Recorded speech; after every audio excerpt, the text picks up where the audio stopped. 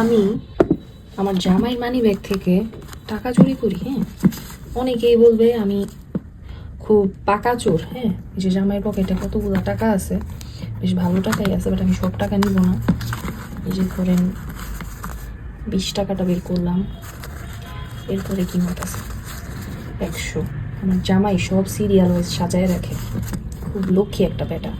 মানি ব্যাগের মতো যদি ঘরটাও সাজায় রাখতে বেটা হয়, দেখছেন সুন্দর সিরিয়াল ওয়াইজ সাজায় রাখছে। যাই হোক, সব নিব না, সব নিলে আবার ধরাটায় যাবো।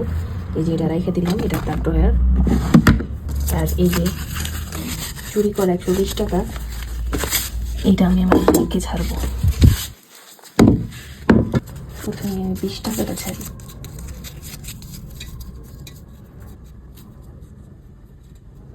আমি খালি চিন্তা করি যে এই ব্যাংক ভাঙার পর টাকাটা দিয়ে আমি কী করবো।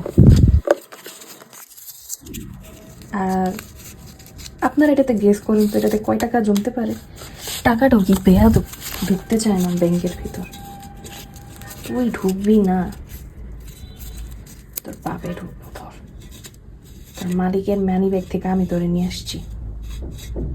আমি লাস্ট টাইম মেলার থেকে নিয়ে আসছি, ঠিক কোকোর সমান হয়ে গেছে। কোকোর সমান বলতে আর কি, ওর হাফ বডি এটা।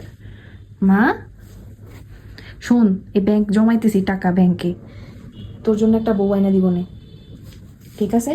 এই ব্যাংক ভাঙার পর যে টাকা বের হবে ওটা দিয়ে তোমার জন্য একটা বউ এনে দিব। হ্যাঁ মা?